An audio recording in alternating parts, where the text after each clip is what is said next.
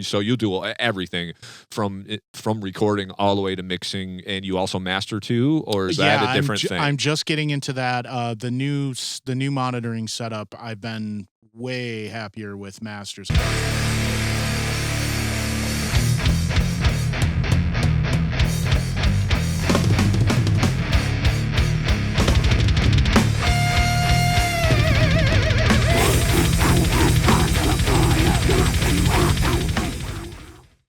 What's up, everyone? Welcome to the Metal Maniacs Podcast. I'm Jay Ingersoll. What's up, Jay? It's your boy Modd. What's up, buddy? How you been? I'm good.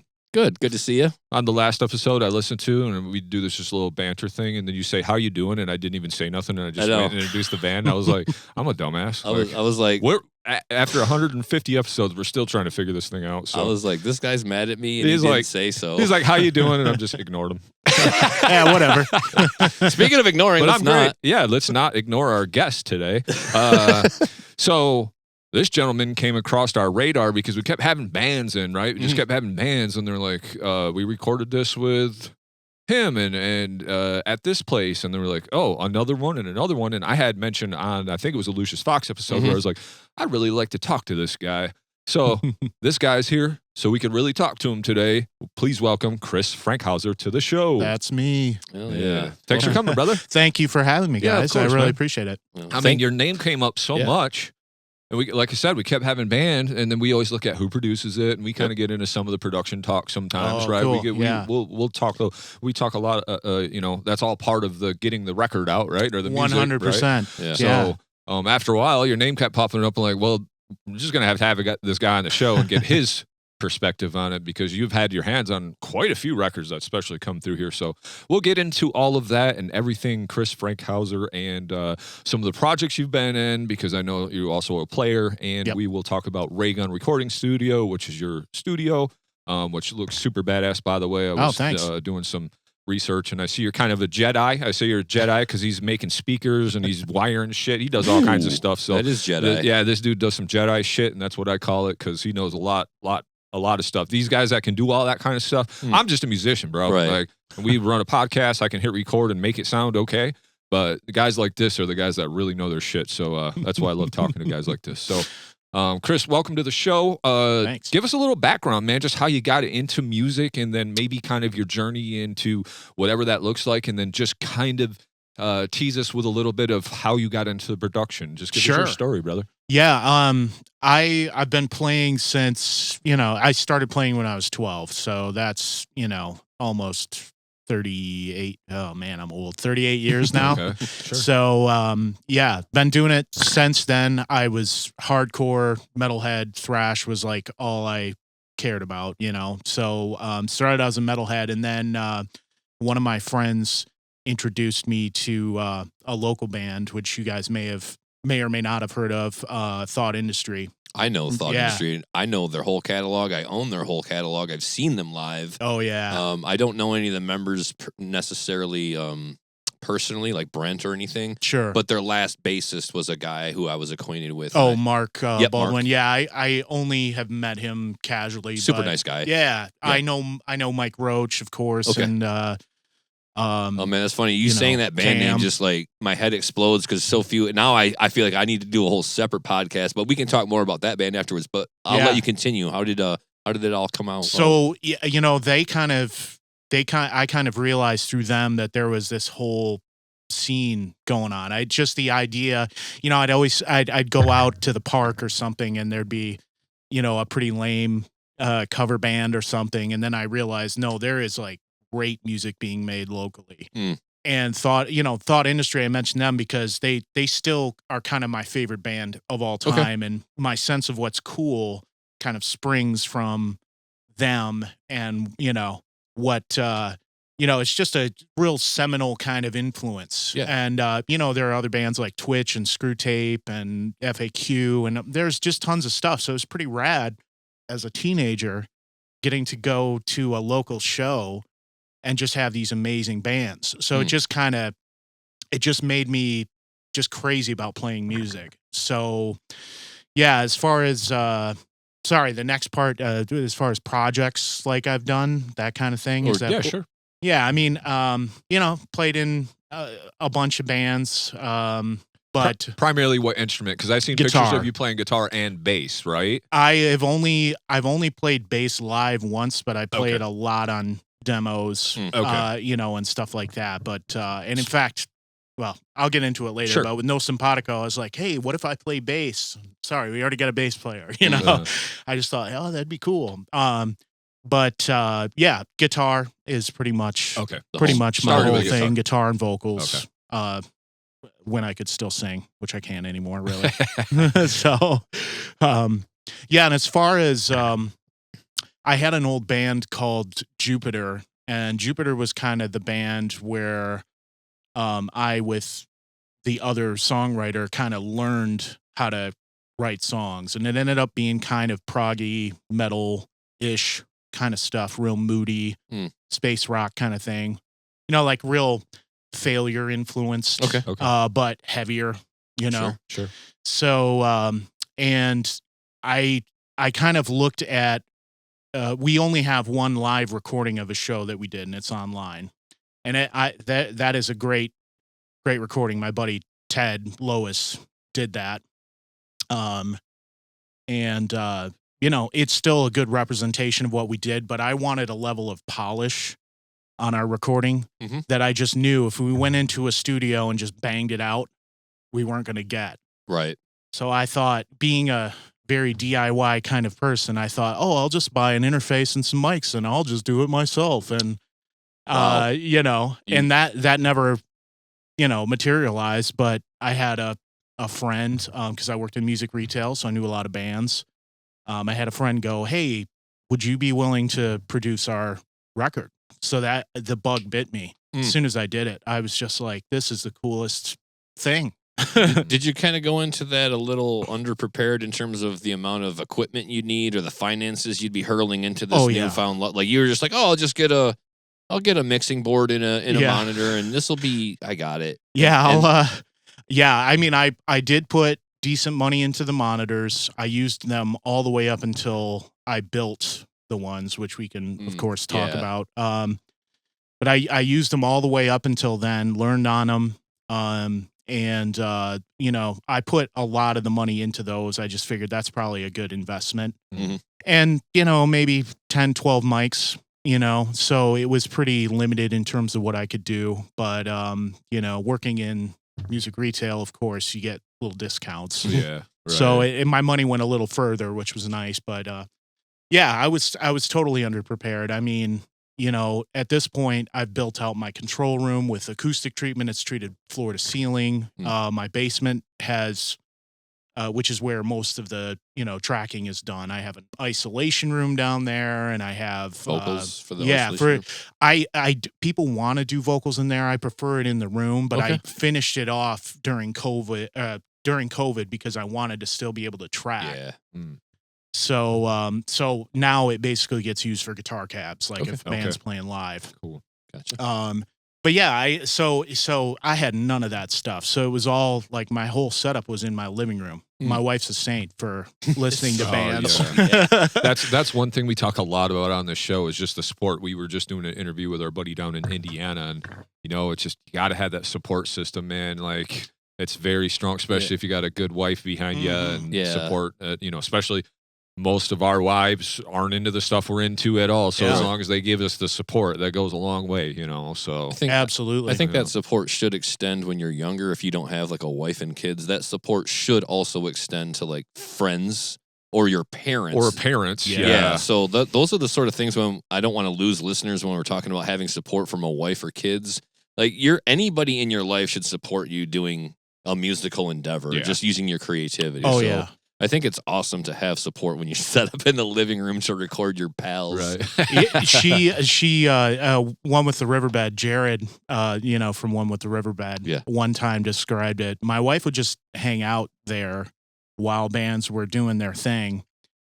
And if they weren't the particular ones tracking, they'd be sitting on the couch and just hanging out and talking to her. And Jared said, she is the vibe of this studio. And I thought that was such a nice compliment because, you know, and she ends up getting thanked quite a lot when people in the album credits, it's, we don't share the same last name, so you might not notice it, but she gets thanked quite a lot because she's so welcoming to people and puts them at ease. Yeah. So, and yeah, I do agree. I mean, I had a very supportive parents, my mom and my stepdad and my dad, all were just really very encouraging with what I wanted to do. So yeah, I love to hear that. It makes me wonder, and I want to reflect on this more. Is what do you do in a situation where you don't have it? And that's something that we'll maybe one day have a better answer for than in this moment. But well, I'll tell you what we did is we played in your aunt's cold ass fucking garage when it was all freezing cold and tried to slam those drums in there. That's what happened. Not that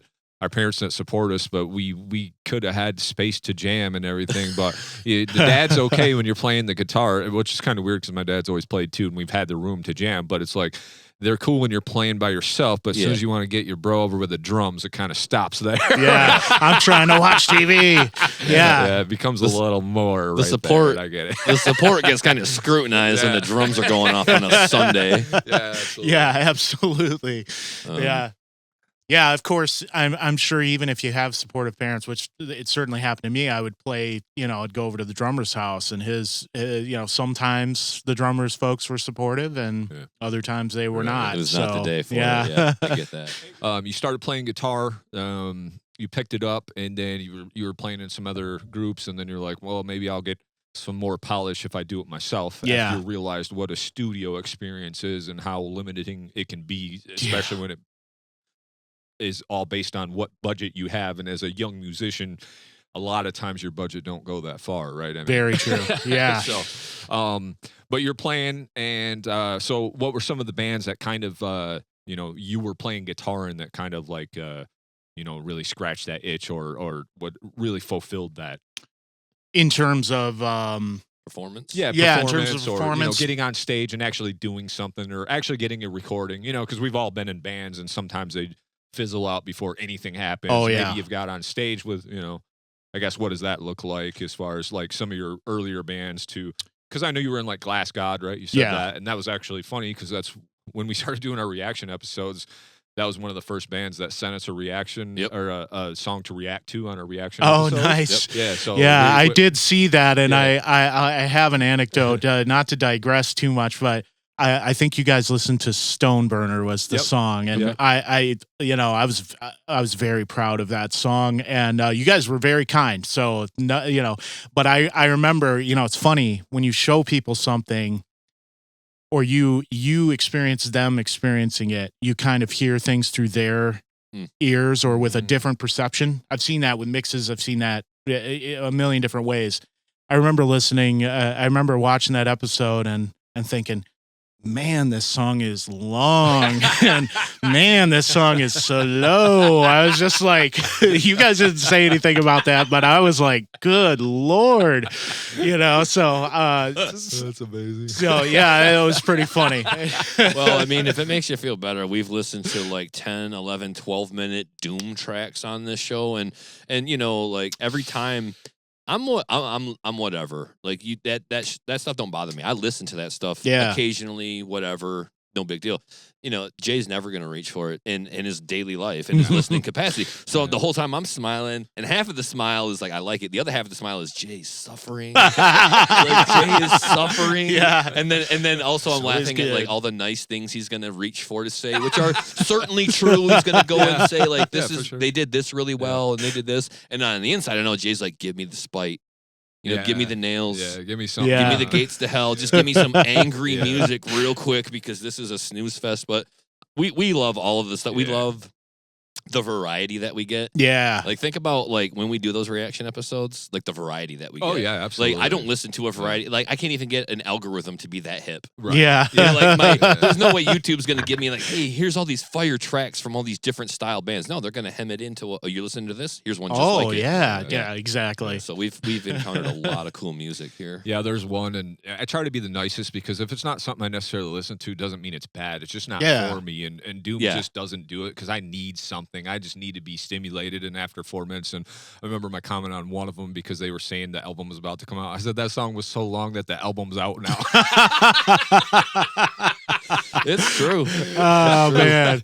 And I love a good long song. Yeah. I love a good doom song. I love all of it. It's just, to me, it's just got to be done well. That's all. Yeah, I'm with that. I mean, like Electric Wizard, I love that band. Saw them in Royal Oak. They can do the same riff over and over, and there's just something about how they accomplish it that I'm just in. Yeah. But then, conversely, you can sometimes go see doom bands, and it's like, how slow can we play, and and it's just about the slowness and loudness. There's no hooks. There's no songwriting. No.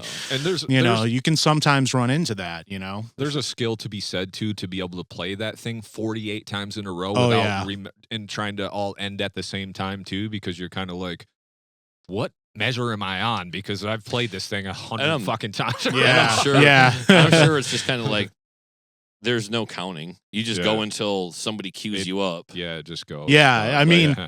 it's and that's kind of the thing. I don't, even when I encounter one of those situations where I'm like, this is boring. I'm not like, man, these guys. I'm just like, it's not for me. It's just not for me. Yep. I get why people like it. Even especially in a live setting, I'm like, I only have to listen to it one time. Yeah, I can respect their effort, energy, and like they're doing their thing on the stage.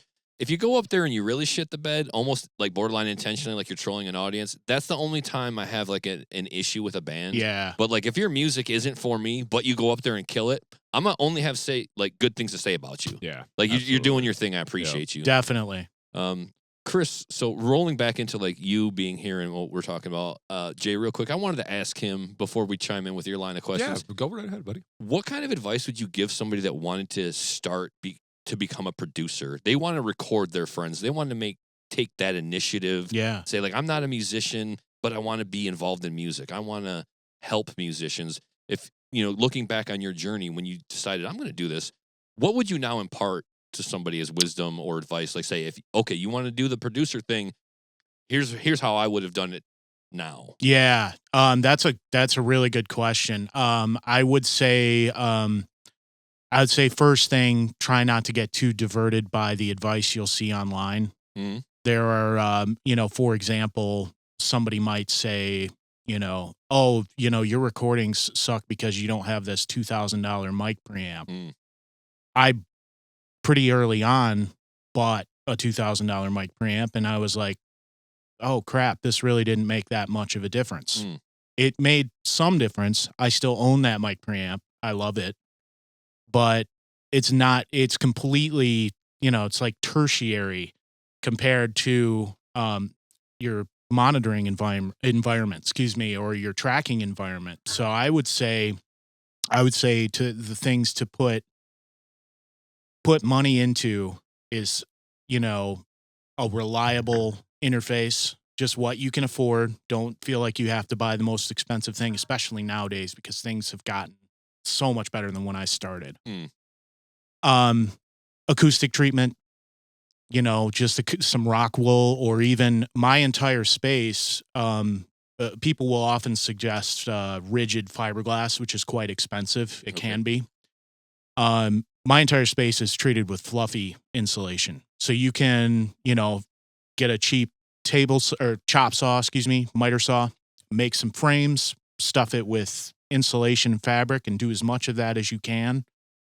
And, that would be my suggestion for where somebody puts their actual money into. As far as, and microphones, of course. Microphones, I've always found those to be a good investment. And microphones is a wild one because you got your $100 mics, which is probably as cheap as you're ever going to see any kind of microphone for whatever purpose, to thousands of dollars for microphones. Yeah. Tens of thousands of dollars. So really, I think to your point there, microphones is a really good singular thing to focus on studying and know what you're getting into.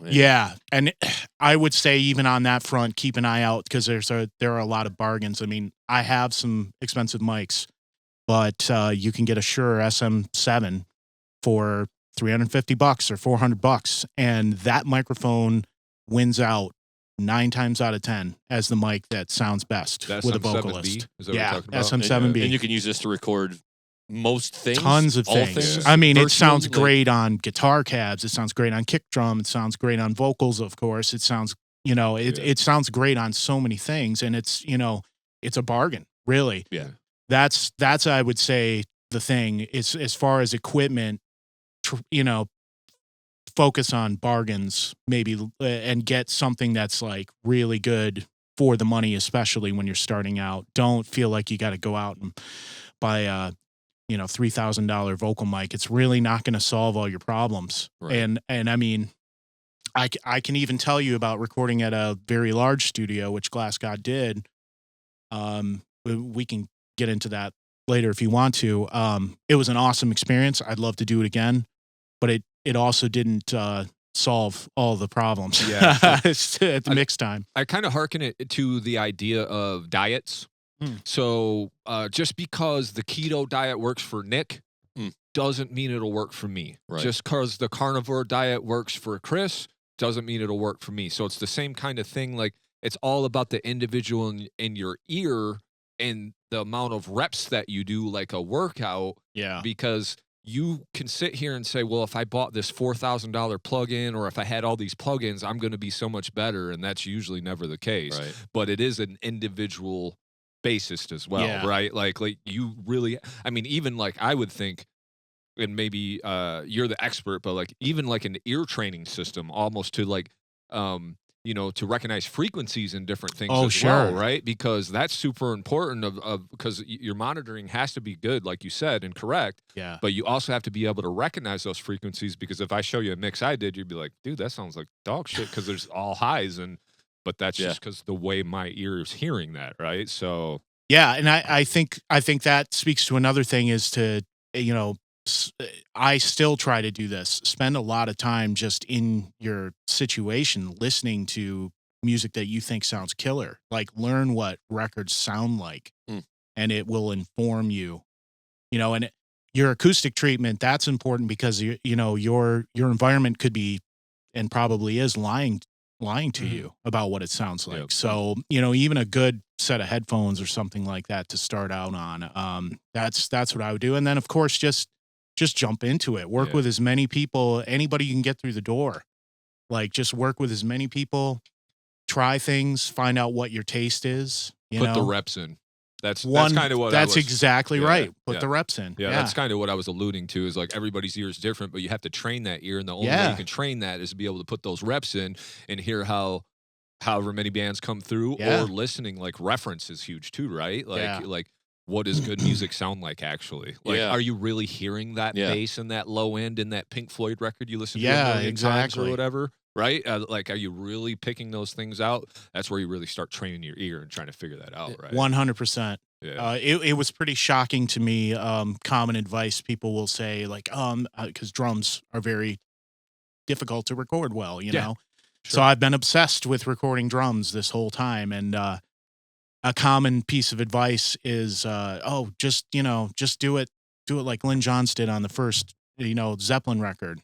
And that is a great record, but I think people are mixing up how awesome those songs are with the production. Yeah, if I made drums sound like that now, people would be like, what are you doing? Yeah. It's funny, too. We do this a lot, I think, is when you're living in the moment, you just like the music for what it is. You're not looking at production and mixes and all of that. Sure. Like, I think a couple great examples I can think of off the top of my head: Megadeth, Rust in Peace, Metallica, and Justice for All, Death, Human. These are great albums.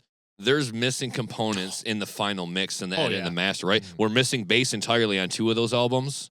And then on Rust in Peace, everything is just smashed down lo-fi, or like you can't get good volume out of that album. Yeah. Like, you crank it up, but then the next album you put on after it, if you don't turn it back down, you're going to blow your system. Smacked, yeah. So those are albums where it's like, those are great, but then you pull back and objectively look at them, and you're like, yeah, the music's good, but the production suffered a little bit. Yeah. And you wonder what could be. And then you take it and go look at something that's maybe not your favorite thing.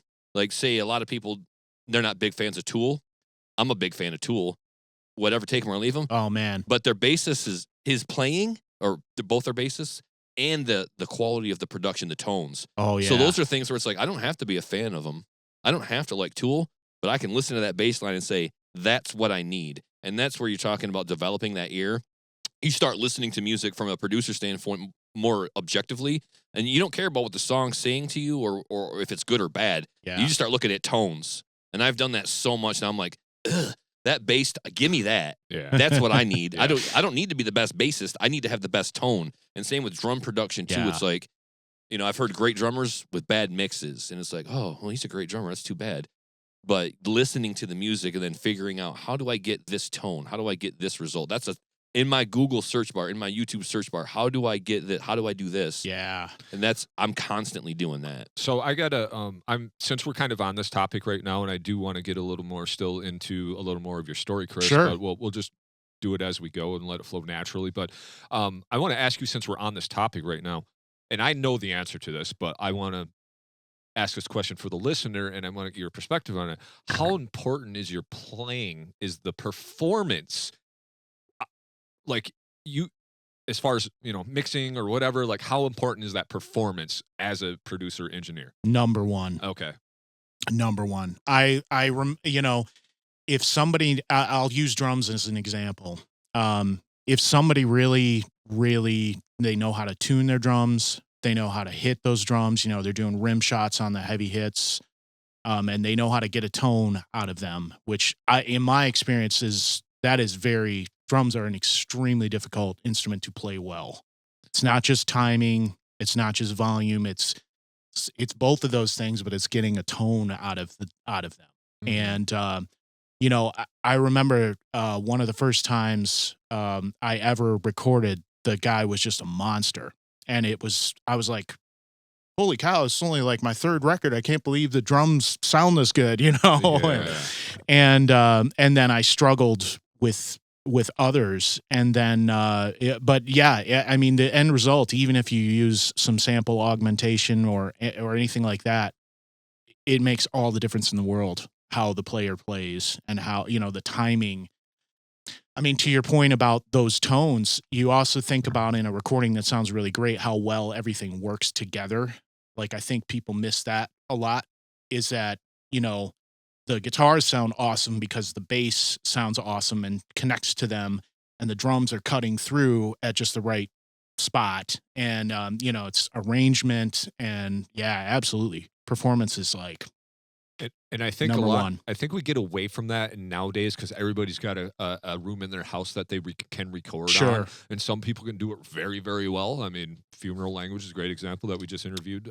But you know, you don't, and you can do a lot of this editing and stuff like that or whatever. Yeah. But I mean, performance is just so huge, even with guitar playing and how hard you're picking or your pick attack. Oh, like, yeah. That makes a huge difference than if you're just in there lollygagging it or like not being very precise with your notes. You know what I mean? You can kind of just get away with that. But yeah, the performance is everything. And I think sometimes that gets lost in the recording world because we think we're going to go to Chris and he's just going to make it sound good. Yeah. Studio magic. Kind of like what you were saying with going into the big studio and it didn't fix everything. I wasn't going to like jump to any conclusions, but I'm kind of assuming that's what you were talking about. Yeah. That you just because you pay however many thousands of dollars, if you go in unprepared or if you're going, you know, not hitting your drums right or whatever, it's still going to sound like a $500 recording, unfortunately. Absolutely. Right? It'll be a really high fidelity recording of not so great performance, which is why I really stressed some of the Glass God members out before we went in, and because I really pushed hard at, you know, I mean, everybody would have done fine without me pushing them, but I really pushed them in a way that, like, we have to dial down on these details so that when we get there, it's, you know, it's like second nature and we can just enjoy the process of making our record.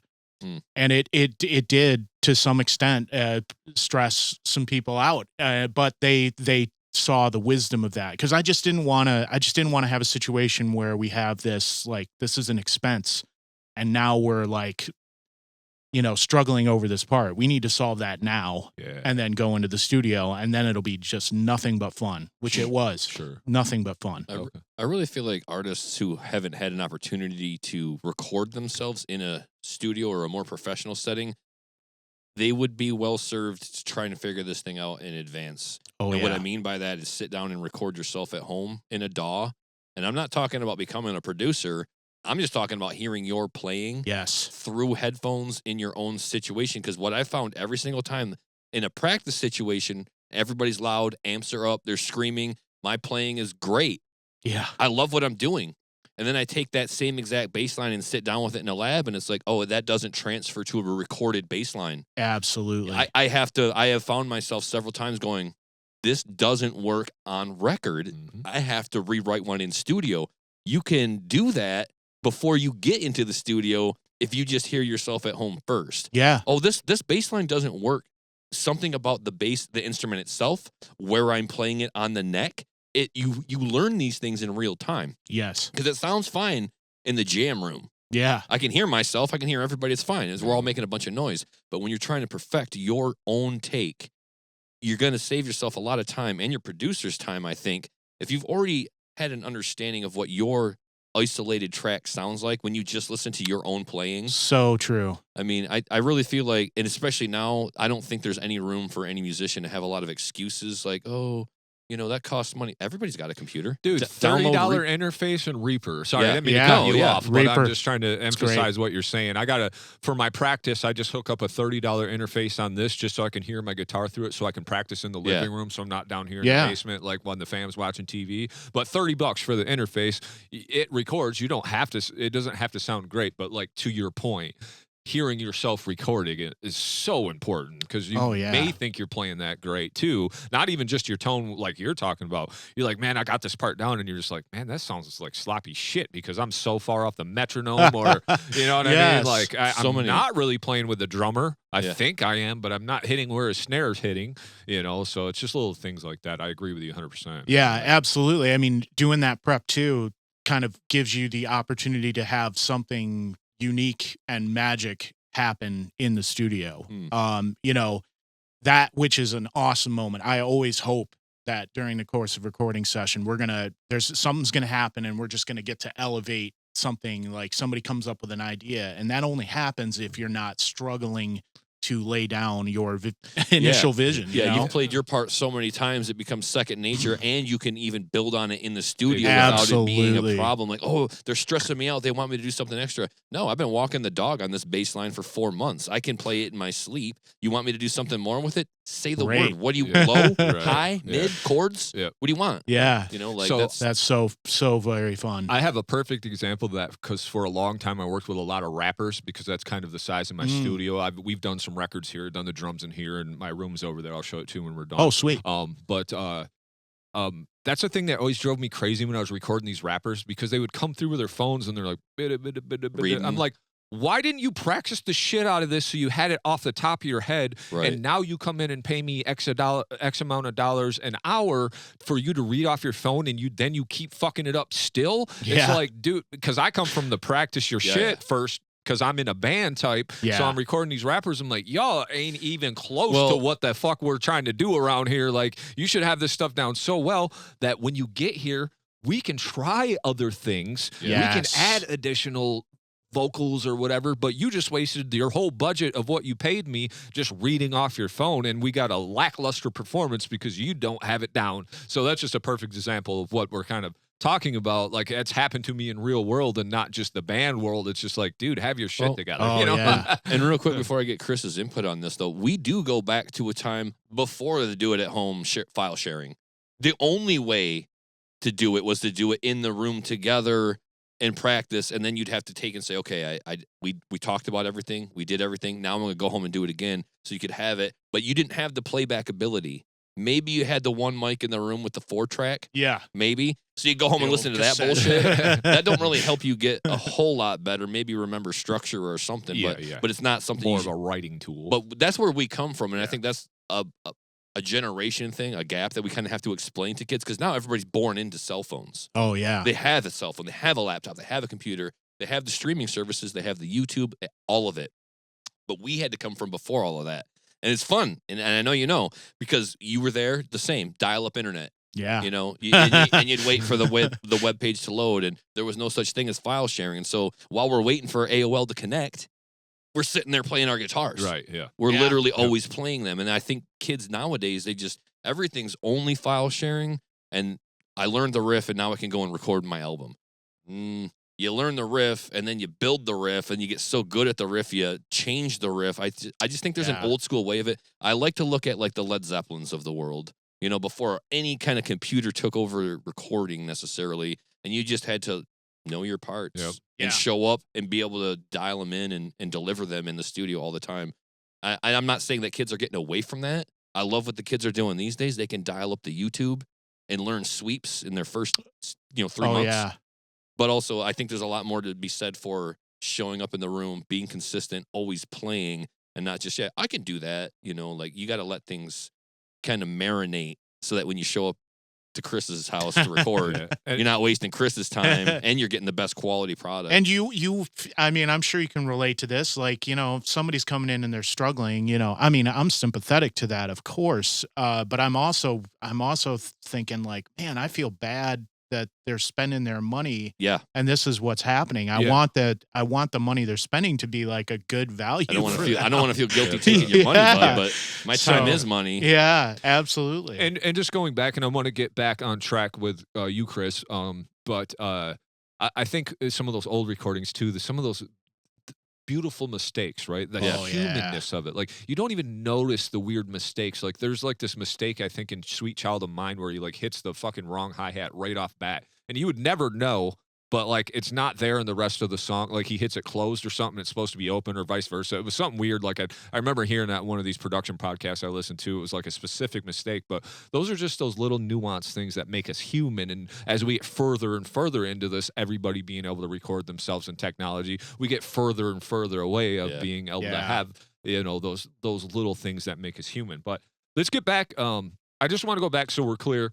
Yeah. You started jamming, got the support from your parents, started playing in bands. You were influenced by, you know, great local music or whatever. Tell me about like the first band. And then I know you said you were like, well, maybe we go in the studio and I could buy some equipment, but could you be a little more, could you clarify that a little more? Like when was that moment where you're like, I am going to record? And when was that moment? It's a 2-part question. When was that moment when you said, I'm going to like be a producer and I want to record? And when was the moment like, of that band that you were like, I need to take this band further, or we're doing a lot of shows and this is kind of my thing right now? You know, well, speaking of Jupiter, I mean, we mostly just I think we did one show in Chicago. I mean, it was just a blast to do. But I think feel free to redirect me here if I'm getting off track. No problem. But, yeah, with that one, I just, you know, it's like I mentioned, I just wanted a level of polish that I just didn't foresee, mostly because of us in the band. The only choice we would have is to go in and bang it out at a local studio. And I just knew we didn't have the budget for it. I certainly didn't. And the guys didn't. So that was really the impetus, but it was so fun and sounded pretty good.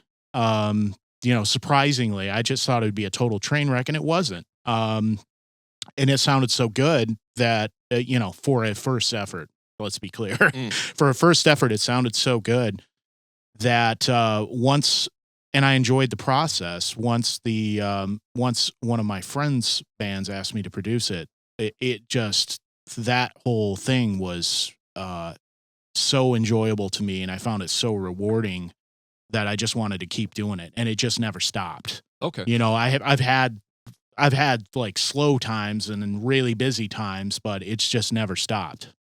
So you had Jupiter. That was the kind of thing that really sparked like, oh, I could do something with this music thing, right? So that was okay. So we're clear on that.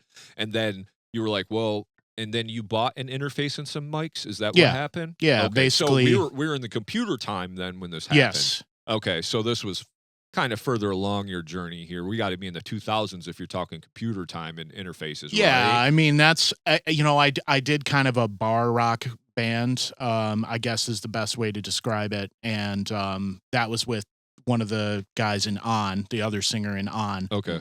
And he did all the engineering on that and produced this really great record. And I mean, it's not my favorite thing that I've done, but I mean, he did a really great job. And that was kind of the early days of Pro Tools. Okay. So, you know, I've recorded on tape. Well, I have a tape machine, so I've done that. But I've recorded on like 2-inch tape only once. It was just got into it late enough where that was done once, and then everything has been Pro Tools or Digital. Cubase or it's just been digital. Is that your DAW of choice now? Pro Cubase. Tools? Oh, Cubase. Yeah. Pro Tools, what a fucking pain in the ass. Yeah, just because I can fly in Cubase. It's the one I learned on. Yeah, so then you start recording and everything, and then now are we finding more of a passion for recording than playing, or is it an equal 50-50? It's about equal. Okay, so you're still focused on playing in bands all while you're also trying to record bands as well. So after Jupiter, what's going on after that, and you starting to get into recording? What's that look like? Just I continued the kind of the remnants of Jupiter and the remnants of the bar rock band, which we had a whole ambient side to us too, which was cool. So kind of those two bands, the remnants, joined forces, got a couple new members, and started On. So On was a very that was a big passion project for me. So I was still very much focused on it, but I would have people coming in, to do their record. And of course we decided to record the On record ourselves. So I don't know if that answers your it did. I'm question. just trying to get a timeline of like kind of bring us up to almost where we're at now. Get us there. So then you had On, what you showed me. I thought it was super cool. I said before the show, really cool, like melody, carrying through the music, and then just. I loved how both guitar, like the one guitar was just playing something very simple, but the other one was playing that melody to carry that through. And when I say simple, it was a great chord progression, which I think music kind of sometimes we miss, where we got two guitar players. Let's utilize them. The one's just playing simple chords, but it was a great choice of chord progression. And then you had like this melody. I don't know if did you guys have a keyboard player or something? Yeah. So that makes sense. Yeah. So and that's the thing. Yeah. Oh, sorry. No, go ahead. Go ahead. When you have that many people in the band, everybody really needs to simplify. You have to have the arrangement dialed in, and simplification is really important, which actually made that quite a difficult band to pull off. I mean, we did it. Well, we practiced hard. But when you say that, I immediately think of a band you're fully aware of, and that's Metzfire. Got a gang of dudes in there, but I think they do a really good job of tamping all of their individual performances down. Yes, to yield a really great product. And that's a band that's got like 7-8 guys in it. It feels like 7, I think. And, I think so. Yeah, 3 guitars, a bass, a vocal, a drummer, a keyboard. Yep. So that's in and then we use that expression a lot on the show. I think we almost go every week with a guest. We say less is more. Yeah. And that's a case of that, where you got 8 people. That's more. So everybody's got to do less to get a better sound in the studio.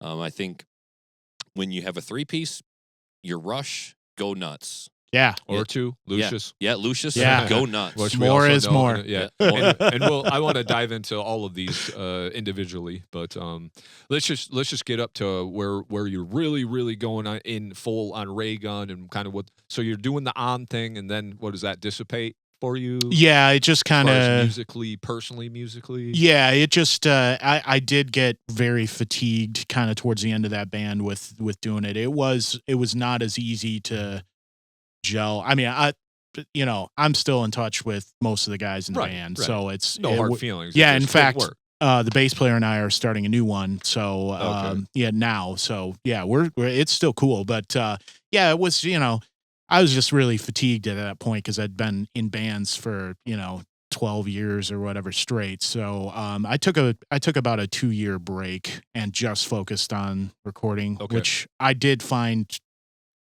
about as rewarding as playing in a band. Sure. Obviously I missed the songwriting part of it because I love that, but and then kind of started getting back into it. Had a band called Junkyard Horse, which was kind of a failure post-punk kind of Killing Joke kind of thing. Okay. And then didn't play for a while, and kind of invited myself into what became Glass God. I was just like, I really want to play some guitar. Can I play with you guys? And they said sure. And it ended up being a project that meant a ton to me. So it kind of fired me back up for playing again. I got really, really into playing guitar, changed my tone. I just fell in love with it all over again. Good stuff. So. And that was not too long ago, right? No. We're talking 2018, 19. I want to say 21 maybe? Or? Yeah, I want to say 21, 22, So I think is after- when the record okay, came out, sure. 22. Yeah. We started before COVID and then had to take a break during COVID. Mhm. But yeah. So when did Raygun come about? Because I'm interested. You said you guys went to a big studio, but at this time you're obviously starting to crank out some records because you're working with Lucius too, right? Because Yeah. this is about the time where you started working with those guys because you did Yeah, I wanna a say little so. earlier stuff probably with Jeremy, right? Yeah, we did or not the early stuff. I know they got 10 records or something. Crazy Yeah, shit, yeah. But I know you did the other ones too, not just the Life and Death, right? You've Right, done I a few did of the them, right? EP with Jupiter. I'm bad with names sometimes. Yeah, that was the previous one Yeah. that they came out with, right? Yep. Yeah. And we had a blast working together. Raygun as a studio has been around for I've had it named that for probably 12, 13 years, maybe a little more. Okay. Sure. But in terms of it just started getting busy enough where, we own a duplex and hadn't rented out the second half of the duplex. So it got to the point where I was getting frequent enough work where, I asked my wife just, hey, what do you think about me moving my setup into the other living room and just building it out? And so and she was all on board with that. Oh, wow. So that's what I did. So that has been complete. I believe I finished the first record in the new room in 2021. Okay. But the studio Sure. itself has been around for quite some time. So what was the decision with Glass God then going to a big studio, even though you knew what you were doing, and why did you make that decision? It's I have struggled a lot with recording my own bands. It's very difficult for me to be a performer and an engineer. Sure. It's I've heard other people speak about this, but I just wanted, especially given that we are the kind of band that we wanted to track the basics live. We did lots of overdubs at Raygun, but we wanted to go in and actually lay down a performance. That was very much in the spirit of the band. Okay. And I did not want to have to think about engineering at all. Hitting record and running to Yeah. play your instrument. Yeah, that's just too much. I get it. So yeah, we went to Electrical in Chicago and they were awesome. And we had an absolute blast. It was an experience I would be very quick to repeat if I could. Okay, cool. Because Nice. it's just great. I think, separating the performer aspect, That's all good. separating the Happens all the time. performance aspect from the engineering aspect is important to me. Can I ask, was there consideration for maybe a peer or a more local recording studio before driving all the way down to Chicago? Yeah, I guess I probably should have thought about that a little bit more because there are some studios, it's definitely some talented engineers in the area, but I just kind of thought we all kind of thought the idea of just going to another city and making a record was cool. Sounds kind of romantic. Yeah. An experience. Yeah, you know? absolutely. And, just being in a different environment, that's the only thing we're there to do. Yeah. We don't have any of our normal stuff around us. Mm-hmm. We just thought, yeah, let's do it. And we came up with the budget and did it in 3 days. Sounds like it worked out in all facets, Yeah. Did they mix, master, all that? No. or- In fact, our bass player, she forgot kind of the key thing that gave her sound, and her sound is very fundamental to that band. So we took directs and ended up reamping all of the bass at my studio. We did a ton of overdubs because all we were doing was basics, Okay. and then we did vocals at my studio. Okay. So I would say it was probably 60-40 Raygun to Electric okay. in terms of the Gotcha. tracking. But the drums, that's Yeah. a big part of it anyway. Yeah. Carrying that, so. Yep. It's some of the things that you took care of at Electric were like probably major stress factors if you had to do them yourself, like you were saying. Whereas the stuff you guys took back and did at Raygun, just like that's do those at our Everyday leisure. traffic. Yeah. Everyday tracking type Yeah, absolutely. things. Yeah. Yeah. Yeah. Because when you're setting up drum mics and a drum kit, that's a whole lot of stress just Yeah. right there. I will say it was really vindicating though, that in chatting with our engineer, the way he approached a lot of things was very much how I did. So I thought, okay, cool. I'm on the right track because I'm just self-taught, you know. and that you make a good point too, because now you're paying for a learning experience almost. Like you're paying for your product and your band's album. Yeah. But you, as the producer, now you get to kind of slide in and take notes a little bit. So you're getting a little bit more bang for your buck. And I think anybody who is of the mind to become a producer, not a bad idea. Sit in with somebody who's already doing it, pick their brain a little bit, take some notes. Oh, okay. Yeah. Oh, that's interesting. Why are you doing that? With not to the detriment of like the producer ruining their album because you're bugging them. There's dead time. So use it, you know, talk to him, ask him questions. And even nonverbal, oh, I see he's hooking that up like that. Oh, he's got that spaced out like that. Yeah. And it's just soaking it in at that point, you know. Yep, that looks familiar. Yeah, exactly. You're like, oh, that's the way I do it. That's cool. He's got that. You know, the validating experience is always nice too. Oh yeah, absolutely. Oh, he's doing it that way. I do it that way too. Certainly learned some tricks too that you know I've carried on with, but it was really fun. So absolutely. So I like I said, a lot of bands came through here, and your name kept coming up. We were talking about Lucius Fox, talking about one with the Riverbed. You did the Metzfire record, right? And then I was just kind of going through. I actually listened to. I'm not familiar with Blisshead, but I did listen to that because you said it was something that you guys finished this year or whatever. I thought that was great. I think Nick, you would really like that. They're they're a local band then, right? Yeah, Grand Rapids. Yeah, but dude, their music was great, dude. It was like rock and roll. Dude screamed a little bit, some high vocals, like as far as singing. Dude could really sing, but like I was really captivated. I listened to it. I was like, this is pretty damn good. They're a very eclectic and really cool band. Yeah, they're not metal, but they're kind of hard rock. And like I said, Nick, I think you'd like it a lot. And you just mentioned that band Dead Poet Society too. Kind of reminded me of that a little bit as well. So I'm going to definitely check that band out. Blisskrieg? Blisshead. Blisshead. Okay, I saw this. But and then so here we are now.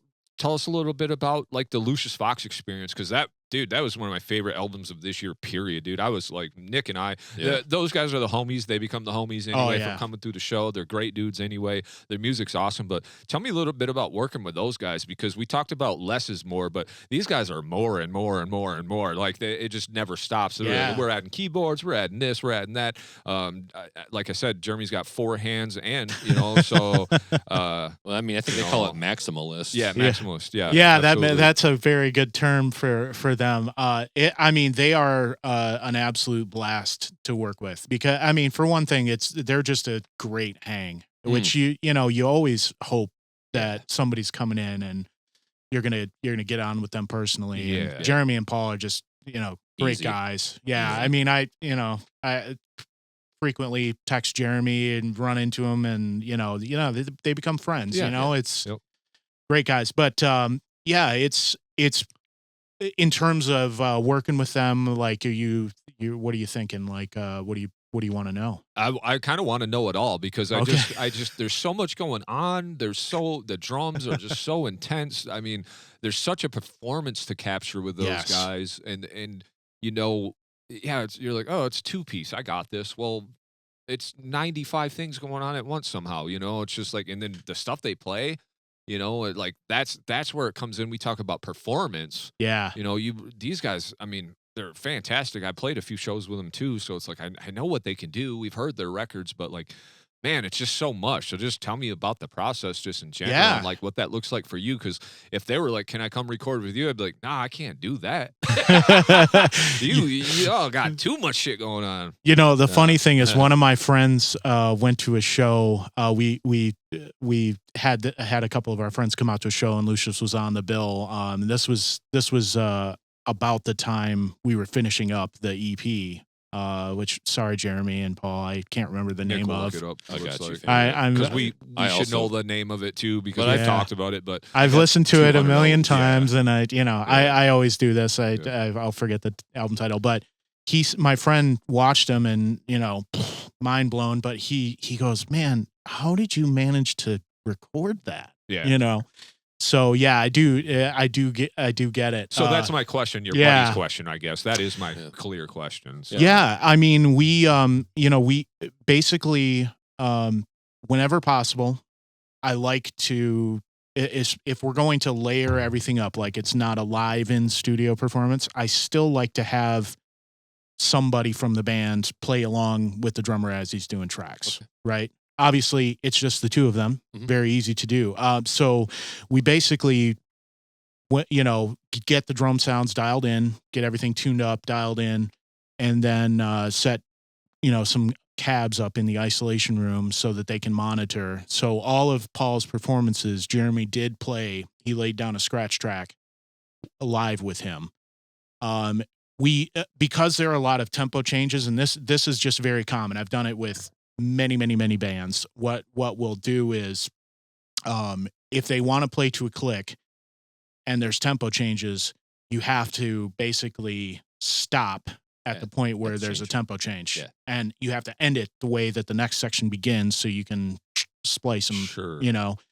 So we did a lot of that, and the bulk of the tracking was Jeremy's part. I think Paul got his drums done, I think it was about 2 days. So, we had the setup, and then we had 2 days of tracking. First day was long. Second day was pretty short. So, surprising, how many notes per minute, per hour or whatever. Yeah. They got their bargain worth if they went notes per hour. For sure. And, when it came to recording the other instruments, Jeremy had an idea that, we really didn't even know if it was going to work until the album was complete. As you may have noticed, he had it was not a super distorted sound. Yeah, sure. And one thing I really admire about those guys is they're always trying to push and do something different that sets them apart. And he had that we had that conversation. Yeah, I really want to try something different here.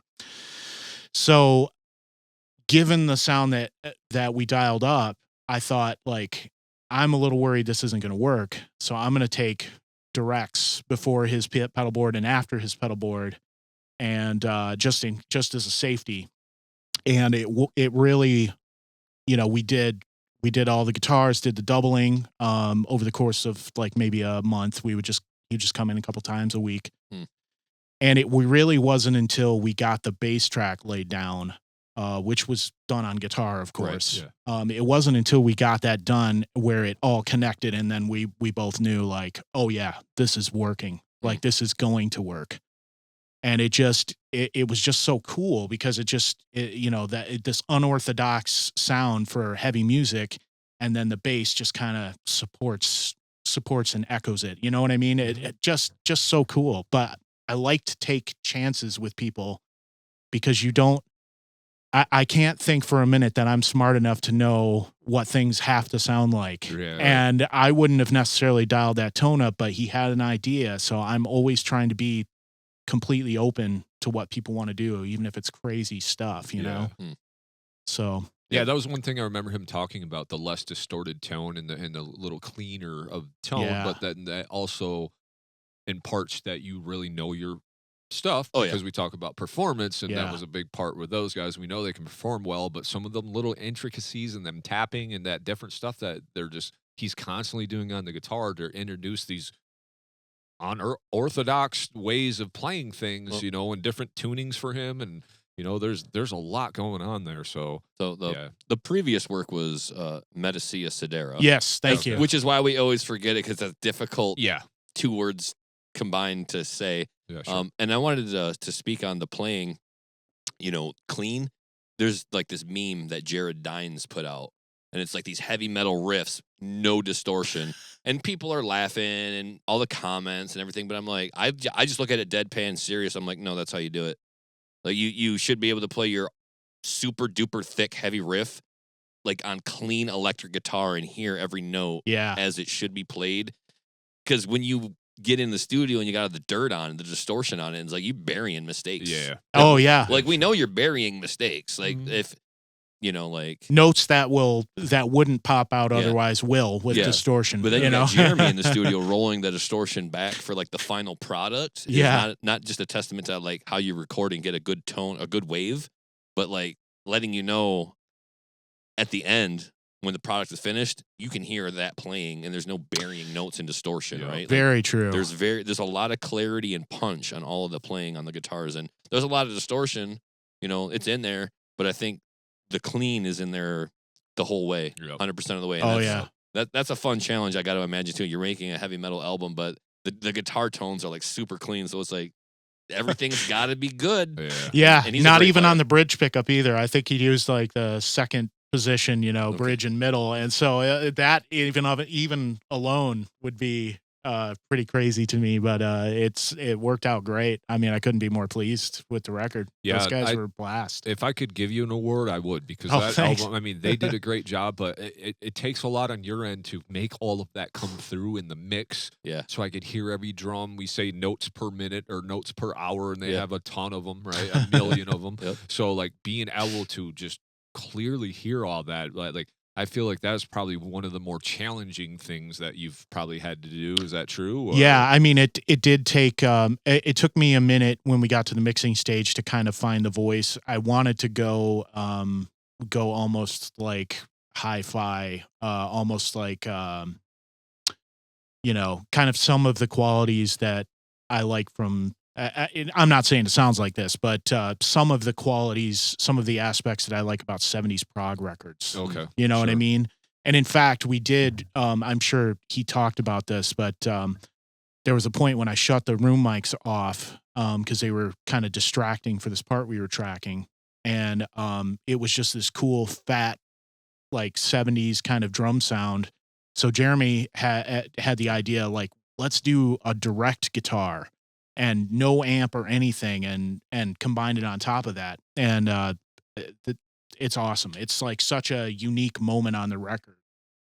So it was a little challenge, but once I found the voice, it kind of mixed itself. It actually went quicker than the EP did. Oh, okay. Cool. Believe it or not. It probably helps that you worked with them before. You knew what you were in for. Yeah. But I know they're always adding things, and I just know there's just so much going on there. It's so unique. It's so, and I just being able to.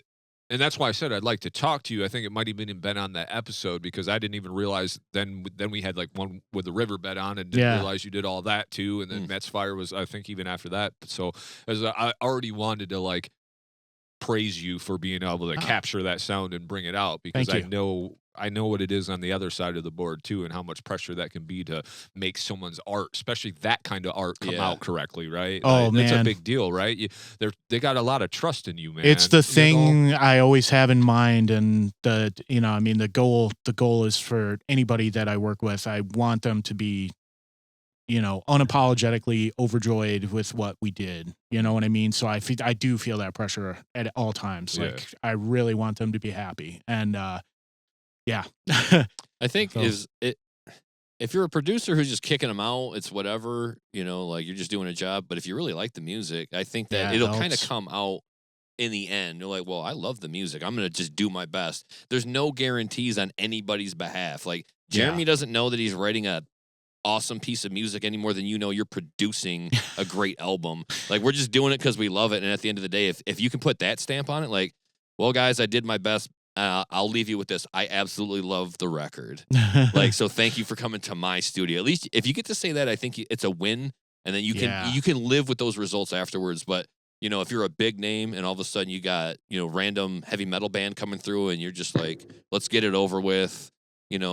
I do all the things that I do for all the other bands and I do them for you. You're not special. I would think that would have an impact on the quality at the end. But if you really love it, like it's gonna sound good. I feel like there's pressure, but you can also kind of take that pressure off by saying, "Hey, man, I'm absolutely doing my best for you guys out here." And I think that and unless somebody comes to you and says this isn't good, like then well, I may have to refer you to somebody else. Which I'm always telling people, like, look, if you think this is going in the wrong direction, I'll send you a mix or whatever. Don't be shy about my feelings about, like, you want this tweaked or you want that tweaked. Sure. Like, tell me, and I'm 100% happy to do it. Right. Yeah. Because at the end of the day, like, I want to stand behind it, but this is your record. This isn't.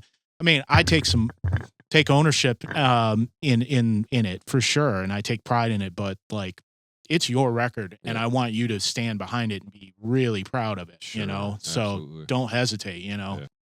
All right, we were talking about the Lucius Fox record that just came out, obviously, this last year in 2025. And then, want to tell me a little bit? We can go through some of these bands that you worked with, and we can expound on it however you want. But Sure. Another band we had on the show, one with the Riverbed, we were very impressed by the record and lots of atmosphere and stuff going on there. Yeah. So what was that like working with black metal band? Like they are black metal, but like on the show, I use this analogy, and I won't go into it, but the newer one is a little more fierce than black metal, but they do have these very wide open spaces of reverb, and they said that the guitar player spent a lot of time working on feedback. He was like the feedback king. So we had a separate feedback session. Okay, yeah. So you want to tell me a little bit about working with them, and because how many records did you do with them? The last couple they did, right? Or all of the one with the Riverbed, and Jared and I have made, I want to say 6 or 7 records together. So like, he is like an OG, one of my early clients. His band Fossilize. So we which their stuff is cool too, and it's post something, I don't know what, but they are a tremendous band to work with. One anecdote I will say is they are the most supportive of each other of any band I've ever seen. They're just wonderful. It's great to sit in the room and hear them encourage each other in such a supportive and family-like way. I just love it. You talking about one with the Riverbed? Yeah, they were like that here too as well. I mean, I thought you could tell they were very, very tight and very encouraging to each other as well. I felt that moment too, especially when they were speaking on behalf of their bassist who wasn't in the room at the time. So we had 4 of the 5 members, and they had all this praise for her, and it was so sweet and sincere and genuine. Oh, yeah. And I was just like, I love this little family that it just showed up, missing a member in the room, but like just vibes were up for like the family's sake. Yeah, the way they treat they're each other. great people. I mean, we've done so much together. I mean, that we have inside jokes, for goodness sake. You know what I mean? I mean, even I do with Lucius too, and it's really, they're awesome and a really kick-ass band. Yes, I mean, dude, Jimmy is a monster drummer. Yes. He beats the shit out of those drums, and I love it. And we spend a lot of time doing some special miking, and John and Brian are just masters of reverb and doing crazy stuff. I mean, they run reverb into high gain amps, and it's like, man, that is one thing about metal in general. I say is I've done some Americana recently. And it was just really cool how quickly I could get everything together. Metal, in a lot of ways, is just white noise. Yeah. And you have to make it clear somehow, and then add reverb into the front of that white noise. Yeah. And so it was definitely a welcome challenge, but a challenge to mix. But they are just monsters, and I love working with them, and I can't wait to do another one. Yeah, that record sounded awesome. At least we listened to all of them. Obviously, having them on the show, they all sounded great. But the newest one, Succumb, was very, very good, dude. Awesome. You did a great job with that as well. And then we had Metzfire on, and then we touched on that a little bit. Nick had brought that up, but talked a little bit about how 7 people and less is more kind of thing. And, but you really made everything shine on that, and there was also some moments in there that I loved production wise that you may not hear on the first pass either. Sure. Yeah, that is that just really speaks to their abilities as songwriters and arrangers. Cooter, the drummer, David. Yep. He also is a recording engineer. So, he had, I was a little nervous when they first came in, just because, I mean, I know some of the guys, especially Josh. I've known him for a long time, but and I've known Cooter for a long time, but I was a little nervous when they came in, just because of that pressure of like, I'm recording another recording engineer. Like, how's this going to turn out? But he is also a monster drummer. That is one of those cases where it speaks to somebody who knows how to tune, knows how to hit, has great timing. Mm-hmm. The drums are like fish in a barrel. I mean, I remember I sent them the board mixes after that first thing, and one of my buddies, Josh, had texted them over to him, and one of my buddies texted me, and he said, "Are there seriously no plugins on this mix?" And there weren't. You know, it just sounded great because they had their tones just dialed. Now, obviously, I ended up doing a lot of work to get the final mix, but I mean, the sounds were there. Yeah, you know, those guys. What's it like getting 7 different guys? Well, I know Mike wasn't in the band at the time, Mike Nolan, correct? His parts were laid down, and then he came and entered the fold afterwards. So basically 6 guys, but still a lot of guys to come through the studio and lay down tracks.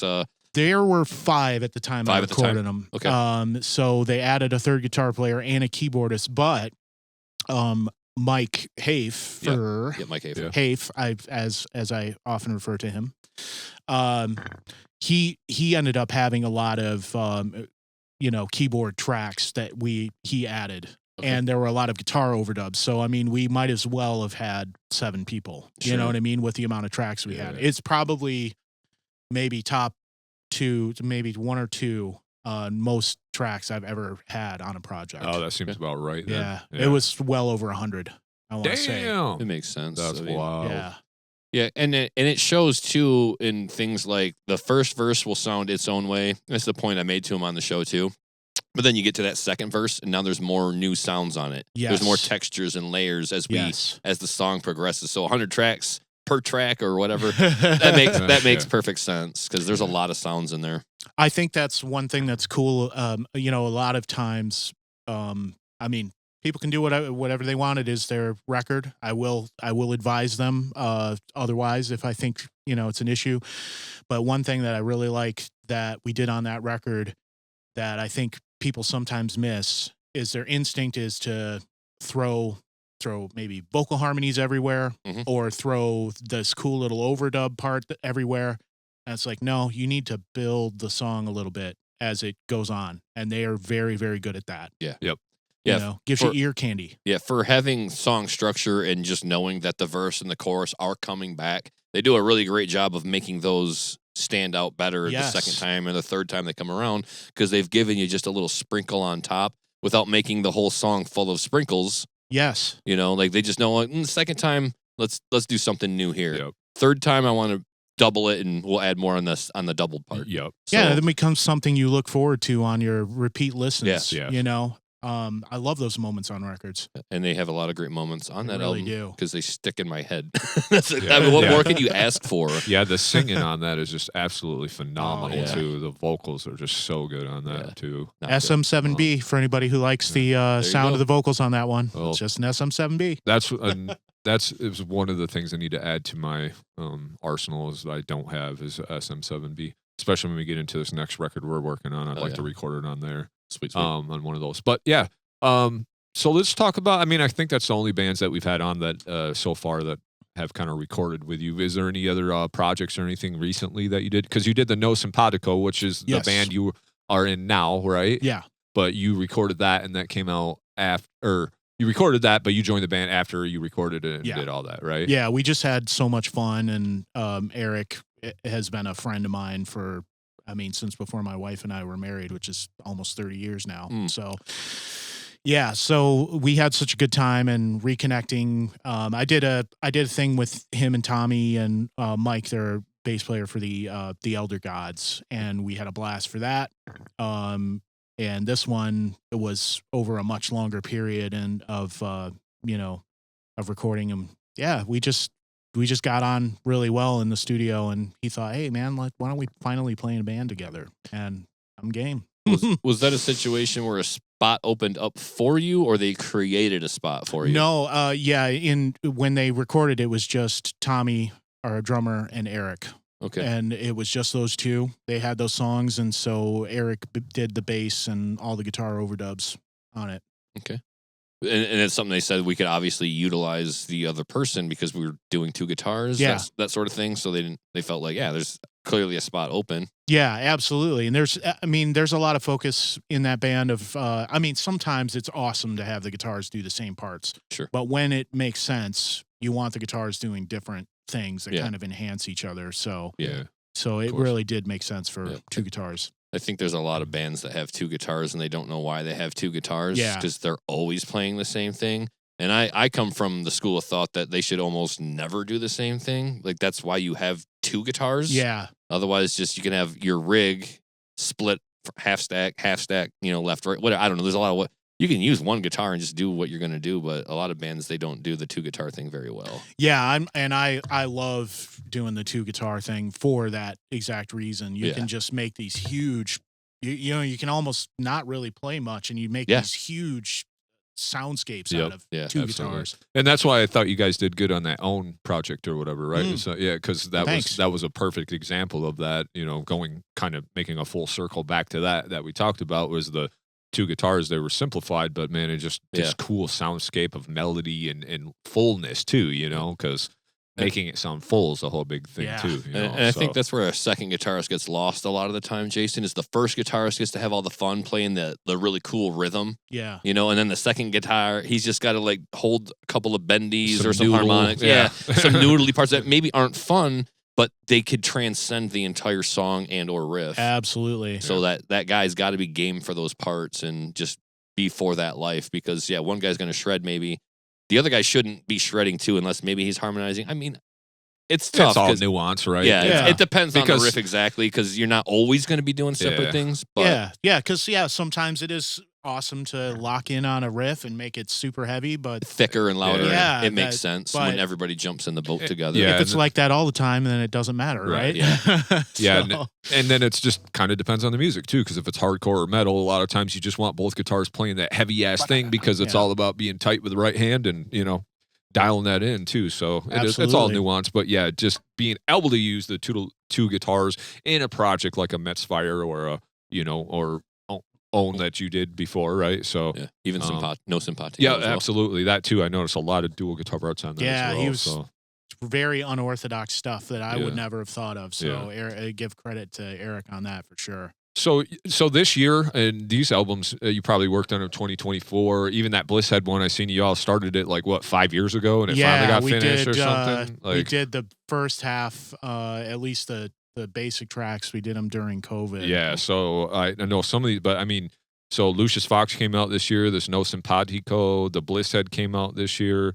Metzfire and one where the Riverbed were late last year, right? Yeah. So I mean, you've had quite a few projects. Any other projects that came out that you've done? I did an Americana project with an old friend of mine, and one of them I'm not sure if they're both out. One of them's Americana and another one's kind of dream pop, kind of ambient, kind of like Wild Nothing kind of thing. I don't know if you're familiar with those, but that I worked on that. Been spending a lot of songwriting time. I've got a little bit of downtime right now, so I've been trying to write because I have another project going on. It's actually with one, hopefully soon, one of the members of one of those classic Kalamazoo bands, which is cool. 13-year-old me would just be shitting himself, Okay. Cool.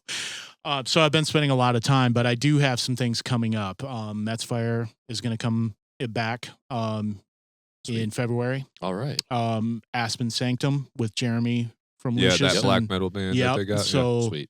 They're coming in next week. Oh, nice. And then Super Grudge. That's another one that came out this year. Super Grudge, which has Keegan from Blisshead and Kevin and Ivan from the Holy Warheads. Okay. The guitar player, so he used to be my stepsister, unfortunately passed away. Brent. Brent. So he's basically my brother-in-law. Yeah. Yeah, so I know Brent. Great guy. Yeah. Yeah. Cool dude. Cool band. Yeah. Really, really looking forward to that. So hopefully, we kind of talked about some dates in March. I got a real quick small Brent anecdote. I think it goes like this. Brent he was in Dirt Farm, correct? Yes. And he was the one that told us never wear shorts on stage, and that stuck with me. It's real to me. Unless I'm out under the sun.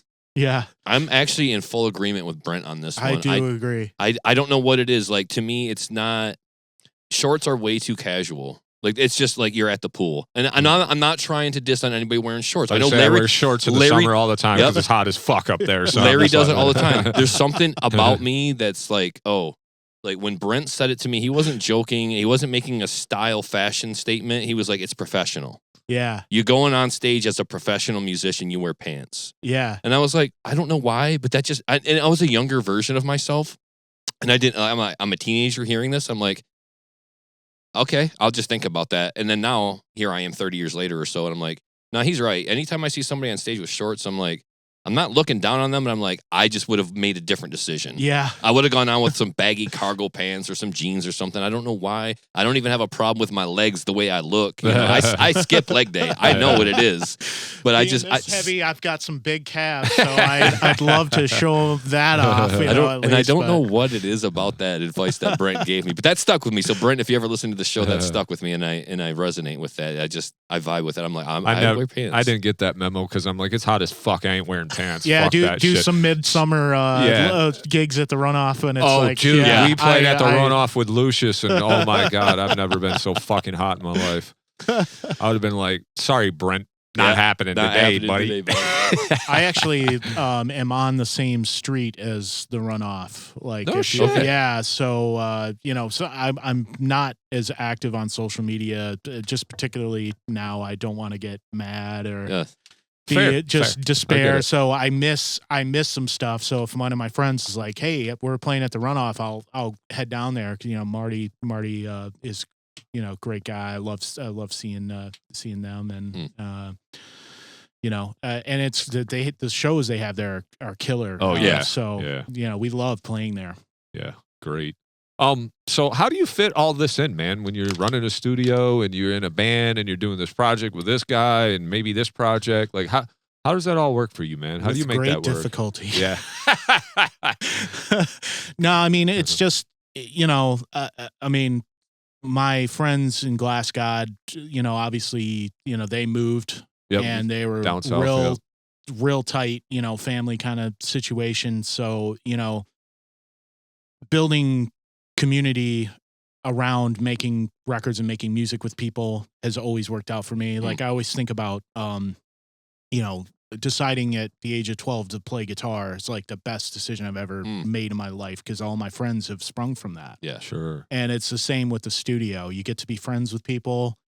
You have stories together. So like even though it can be tough to schedule sometimes, it's way worth the effort because it just, I mean, that's how you meet your people, you know? Absolutely. So I just make it work. You raise an excellent point, and that is the community that you get to grow and the relationships that get to bloom from being in the music scene. Yeah. Doing the podcast, we've met so many musicians, way more than if we were just in a band. Mm-hmm. If we're in a band, you always make the point. You show up on the day of the show, you're too busy moving gear around, getting set up. You don't have time to rub elbows with people like people might think. Yeah. Oh, they're just hanging out all day waiting to play. No, it's sound check. It's getting set up. It's being in the right place at the right time, talking to the right people at the right time. There's a lot of things going on a day of show, so you don't get to schmooze. Doing the podcast, now I get to meet everybody. And it is a huge community that we kind of, grow. Yeah. And we get to meet. Now, just think of anybody else who's not in music. They're not doing these weekly things to meet new people. They're not going out to the concerts maybe to introduce themselves to new bands, opening up for the band that they want to see. I always look at it, and I make this point on the show here and there. I'm kind of like a vampire, and music is my blood. It's my lifeblood. The shit keeps me young. Yeah. And when I hear a new band that I know nobody's listening to, I'm like, oh, what a shame. It's all mine. Right back, back pocket. I'm younger today, But and all these local bands or DIY bands from Michigan and the region of the Midwest, I just think to myself, there's so much talent here. I want to put a spotlight on it and be like, you guys, okay, I know you like your national acts and your international acts, but we have some really good talent right in our backyard that I wish I could steer more attention to.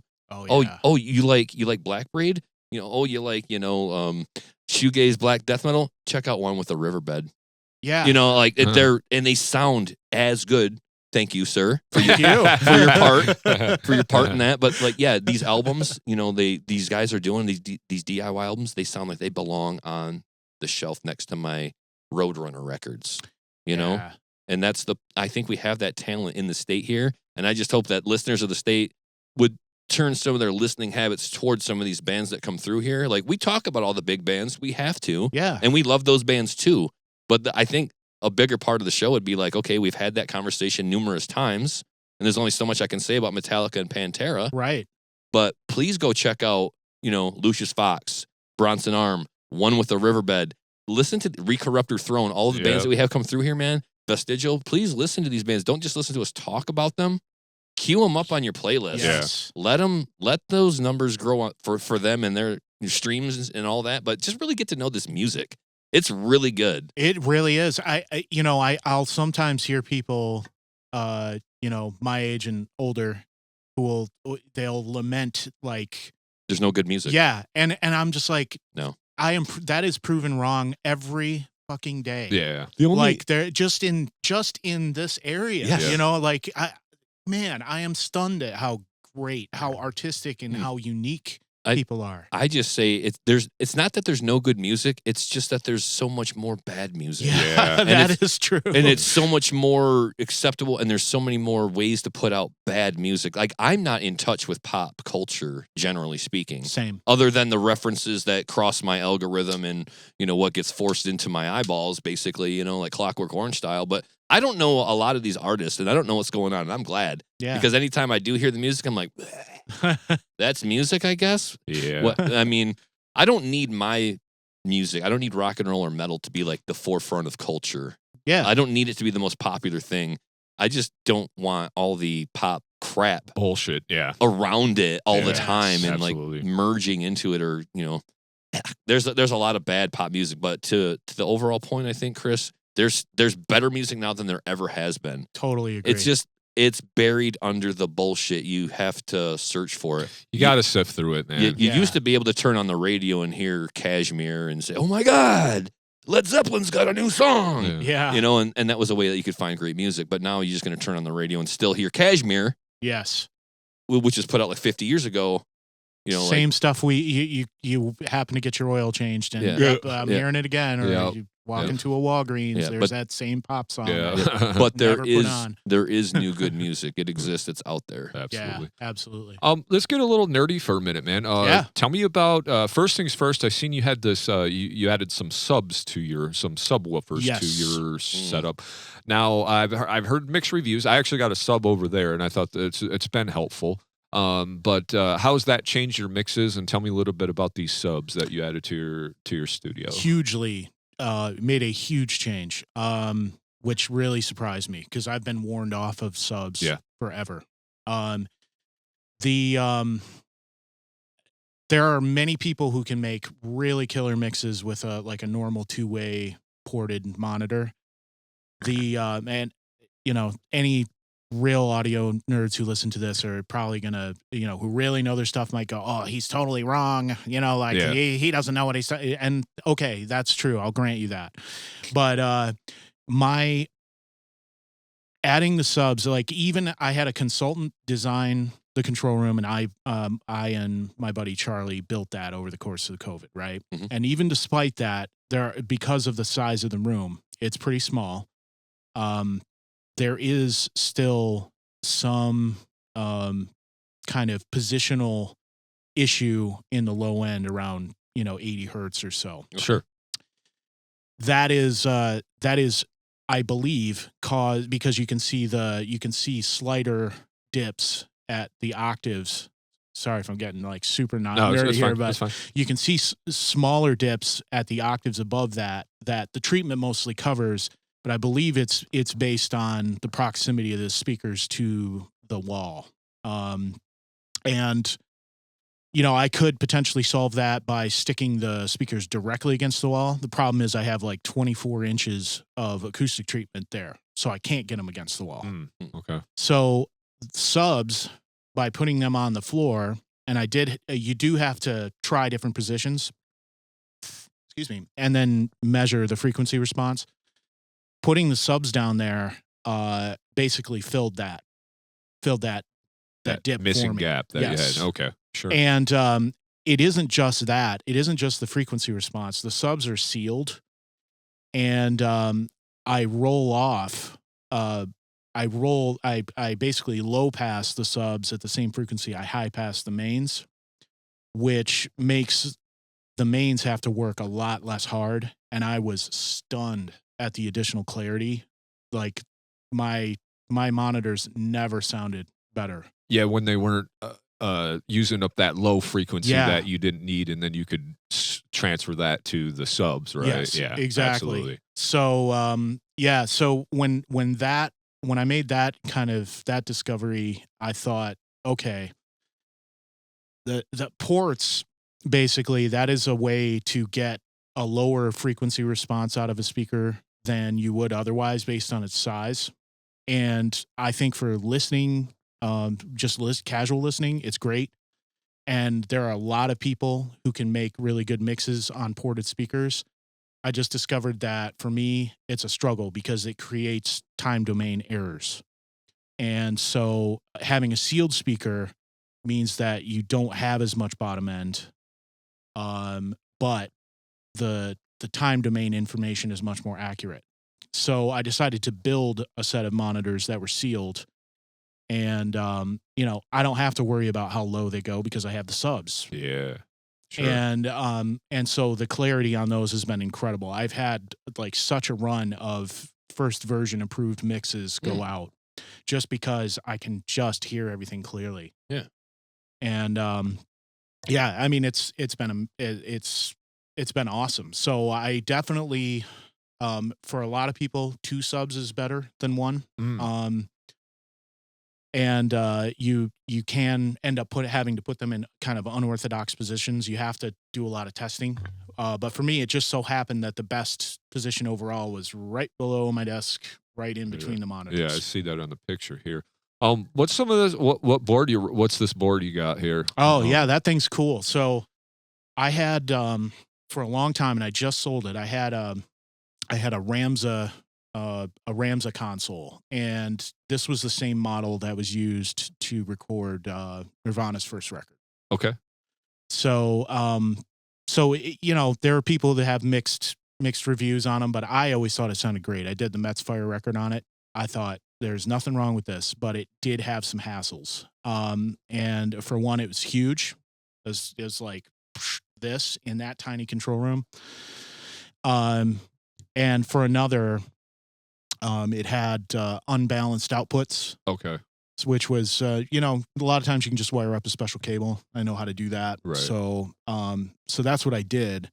But it did have its hassles in terms of routing. So I found that I was looking on Marketplace. I was just looking for something that maybe was balanced output. And I came across this console it just listed soundboard. And the guy wanted $100 for it.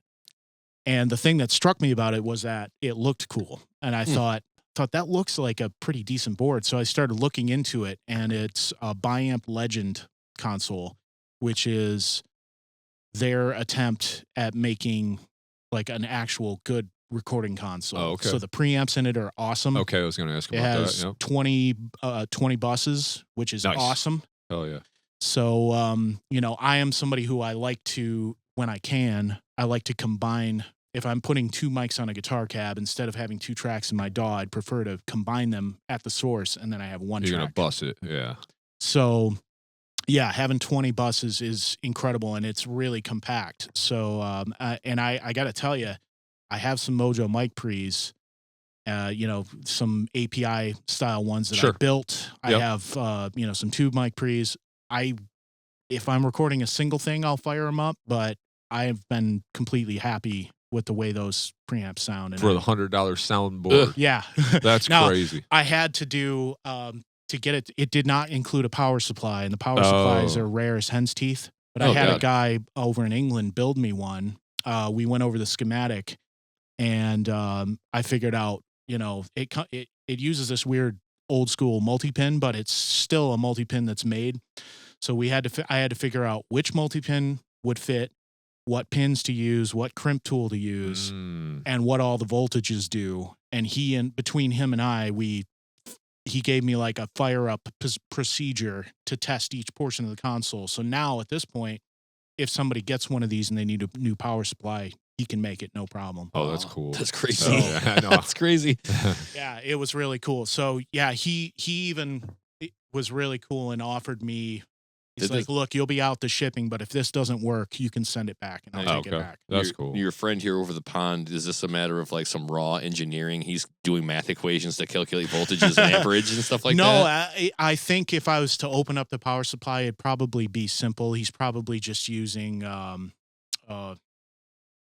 don't even, I'm a little far removed from it at this point, but I think he's using individual power supplies that are all bust off of the mains. Okay. So it's a weird console because it requires like 6 different voltages. Most consoles are like 2 different voltages. Yeah. So this is a Frankenstein. Yeah. A little bit. It's a really weird one, but it sounds awesome. So and it's like I said, it's small, so I just don't, it doesn't get in my way, and I've got 20 great mic channels and the ability to bust them all together. So I love this thing. Awesome. What else you got? What else is in the rack? I said I seen you said you got some APIs, you got some preamps, some different stuff. Anything else in the rack that you really lean on here? I mean, I think in the picture there, from what I can see. Oh yeah, you can look at it. Sure place. It's the whole thing. Yeah. So over in the right rack, probably one of the things I use the most, it is my one truly high-end compressor, which is made by Cush. Okay. They're called Cush Audio. They're called tweakers, and they're just incredibly flexible, great sounding compressors. I actually use those throughout the mix of the Lucius Fox Great Lakes, the most recent record. Okay. Death and Life. Yes, thank you. Life and Death of Great Lakes. Again, I'm bad. No worries. I'm bad at remembering that stuff. There's also I'm missing in that photo. I'm missing one of them because it was in the shop. But there's a pair of Orban EQs that I got from Miller Auditorium, and I want to say I got them for like maybe $60 for the pair. And they're these like 10-band fully parametric EQs, and I think that Eric Valentine, those are some of his favorite EQs on guitars and drums, and they do sound awesome. So that was pretty cool. So I'm always keeping an eye out for bargains, sure, and stuff like that. I use those quite a lot. Are you you're tracking through here, and then are you bussing this out into some of this outboard gear that you have, and then back into the mix? Is that how you're doing it, or are you running it, patching it through this first, and then into the mixer? Like, you see what I'm saying? Yeah. Like, you're not doing all your mixing in the box, right? They say in the box means in the computer with all of the VSTs and all that stuff. Like, you're actually using this stuff to mix as well. Your outboard gear, to a lesser extent, although I have been much more aggressive about using the hardware in the mix as of late. Okay. Just not being lazy and just patch it in and render the track. But mostly I use the hardware during the tracking stage, because what I want to do is get as close to the finished sound as I can. Yeah. And then I'm always happier if I twiddle a knob and get the sound dialed in, and I don't really mess with it as much afterward. Yeah, that's always the challenge, is when you're using this outboard gear to mix, you kind of have to commit to it. Mm-hmm. You really have to commit. You can't go back and, you want me to change that? Well, then I have to process that back through the compressor again and readjust that compressor a little bit and then send it back. So it's just a lot more work when you're mixing with outboard gear. Yeah. I know some people have a great, streamlined way to do it, or, I see you got your patch bay down here too. Yeah, but so I can a lot mult of patching and shit. Yeah, if a vocalist, I think in the future, I'll be doing more, like Jared liked tracking through the compressor, and so did Johnny, as I recall, from Metzfire. Yep. But the thing I'll always do is the patch bay allows me to have a dry track and a compressed track. So I'll split them off. So I do have a safety, but generally speaking, I will end up using the compressed track. Yeah. Because as long as I don't overmash it, yeah. it tends to just work. I always feel like compressors more like a salt and pepper, right? You can overdo it if you fucking dump it on there and you can't go back. Yeah, very easy to do that. So you just want a little for flavor, and then if you want to squash it on purpose, like a New York bus mix or drum bus mix, they call it, or whatever, you can do that, but you can do that in the box. That way you don't have to commit to that. But, unless it's a specific smash sound you're looking for, that's, compressions can be a little like that. But you do have to proceed with caution, and I am somebody who I often like compressors set to stun. So, you got to know where the line is. Yeah, sometimes that's where the safety comes in. Well, all right, man. We're boiling down to the end of this. I see that you got you got the raygunrecording.com, and when you go to that, it just kind of sends you an email, and then there's someone else on there as well. Oh, it should be Raygun Recording Studio. So yeah, if it's up there, I'm way out of date. Yeah, because it says that Chris is my logo, and then Sean Mansell. Yeah, Sean and I are not. He's not currently involved, so okay. I just didn't know if that was how does someone book with you then, if they want to come record. And I would suggest anybody listening to this, man, go record with this dude, because these records that came through here were fantastic, dude. You do such great work, man, and I was so glad to sit and talk with you today about this. But wow, thanks for having me. Yeah, for sure. But so what does that look like to get a hold of you, to make if I want to book it at your place? Or generally, most people hit me up through Facebook, Messenger. Sure. And I do have RaygunRecordingStudio.com registered, and I just need to build a site. Okay, cool. Okay. We will have all of the links below too in this video and or on this Spotify or whatever. So you'll be able to contact you through there as well. Awesome. But I will just put is that okay? Just your personal Facebook that way. Yeah, please do. That way, if you get somebody wants to come record or at least inquire about recording or whatever.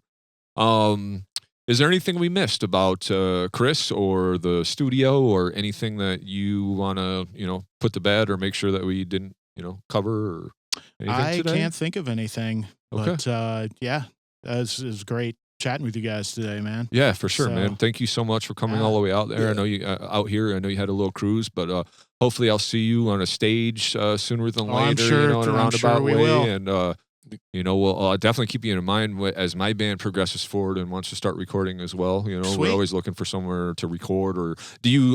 Will you just do? I seen you did a mix too. Like you just do mixes too. So you'll do everything from recording all the way to mixing, and you also master too, or is that a different thing? I'm just getting into that. The new monitoring setup, I've been way happier with masters. A lot of times, people just don't want it. It's like an afterthought. So I'm kind of forced to do it under duress. But I've had some real breakthroughs in mastering as a separate skill over the last year. So it is something I'm doing. But I'm happy to do mixes. One of my favorite projects was this prog band out of Minneapolis called The Light in the Ocean. Their first record I did, and they just sent me the tracks. So you just mixed it. Yep. Didn't even have sometimes that's easier, and you don't have to set up the drums, right? Yeah, exactly. So all right, well, shit, Kurt, any more questions for Chris, brother? I was just going to ask if there are any No Sympatico dates we should be aware of. Sure. Good question. Let me pull them up on. Yeah, go ahead. Yeah. I don't know, when are we planning to drop this? So this will be in January. So this is coming out this month. Yeah, this will be out this upcoming month here for sure. So yeah. So I know we have one at Glow Hall on the 10th of January. Let's see. We have one on February 13th, and that is.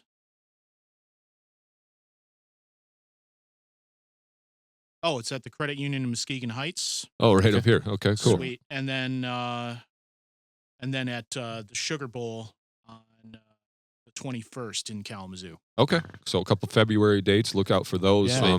And I will also have the No Sympatico links below as well for you. So fun stuff. Like I said, check out that Dead Poet Society. Tell me how close you think I am. It just kind of reminded me of. I'm not saying you guys are a dead ringer for some other band. That's not what I'm saying. But there are so few bands that I know like that one. Yeah. That when I heard you guys, I was like, oh, maybe there's a whole world of the style that I'm unaware of. So I'm curious to know what other bands are out there like No Sympatico and your take on the one that I mentioned to you. Awesome. Yeah, I'll check it out. All right, Chris. Thanks so much, man. Thanks, guys. Appreciate it. Much love. Really Keep great it metal. Yeah. Peace. Love you. Thank you so much for checking out the episode. Be sure to hit that like button and give us a share.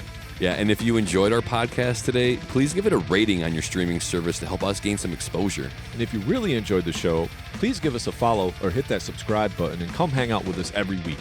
And remember, keep it metal.